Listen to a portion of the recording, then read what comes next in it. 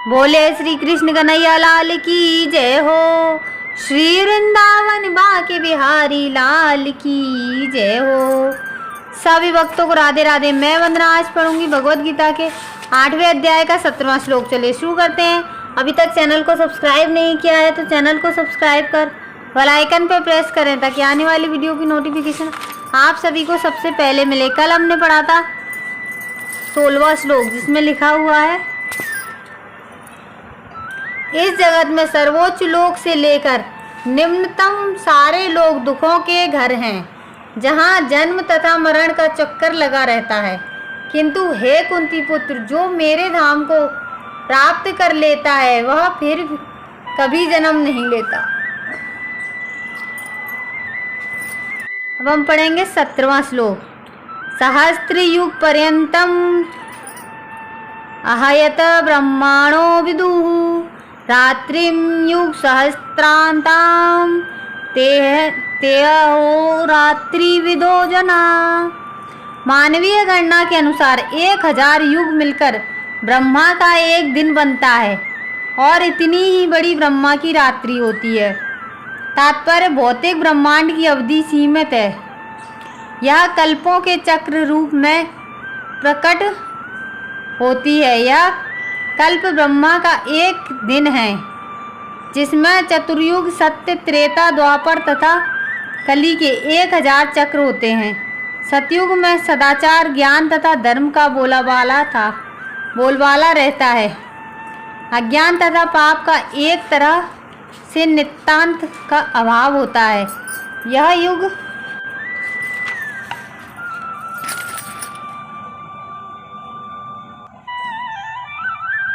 17,28,000 वर्षों तक चलता है।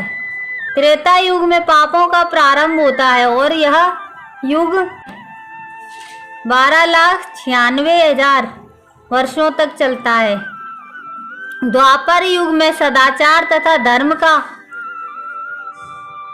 हास्म होता है और पाप बढ़ते हैं। इस युग में 8,64,000 वर्षों तक चलता है। सबसे अंत में कलयुग जिसे हम विगत 5,000 वर्षों से भोग रहे हैं आता है, जिसमें कलह, अज्ञान, अधर्म तथा पाप का प्राधान्य रहता है और सदाचार का प्रायः लोप हो जाता है। यह युग 4,32,000 वर्षों तक चलता है। इस युग में पाप यहाँ तक बढ़ जाते हैं कि इस युग के अंत में भगवान स्वयं कल की अवतार धारण करते हैं, असुरों का संहार करते हैं, भक्तों की रक्षा करते हैं और दूसरे सतयुग का शुभारंभ होता है। इस तरह यह क्रिया निरंतर चलती रहती है। ये चारों युग एक सहस्त्र चक्र कर लेने पर ब्रह्मा के एक दिन के तुल्य होते हैं। इतने ही वर्षों की उनकी एक रात्रि होती है। ब्रह्मा ऐसे 100 वर्ष जीवित रहते हैं और तब उनकी मृत्यु होती है। ब्रह्मा के ये 100 वर्ष की गणना के अनुसार पृथ्वी इतने वर्ष के तुल्य है। इन गणनाओं से ब्रह्मा की आयु अत्यंत विचित्र तथा ना समाप्त होने वाली लगती है, किंतु नित्यता की दृष्टि से यह बिजली की चमक जैसी अल्प है।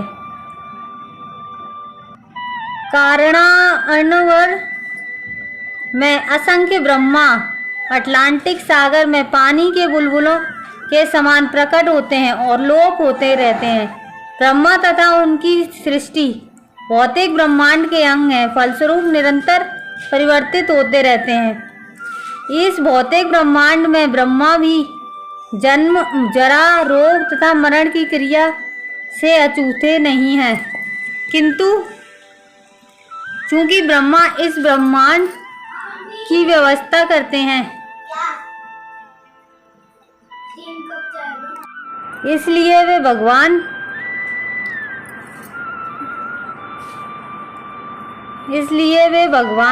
की प्रत्यक्ष सेवा में लगे रहते हैं। फलस्वरूप उन्हें तुरंत मुक्ति प्राप्त हो जाती है।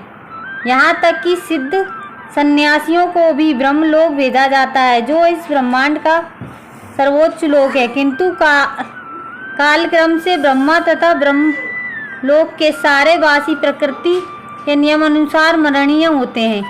कल पढ़ेंगे 18वां श्लोक। अगर आज का वीडियो अच्छा लगा हो तो एक लाइक ज़रूर करें, कमेंट में राधे राधे लिख के अपनी हाजिरी ज़रूर लगाएं। कल फिर मिलेंगे इसी समय इसी चैनल पर। जब तक के लिए सभी को राधे राधे। जय राम जी की।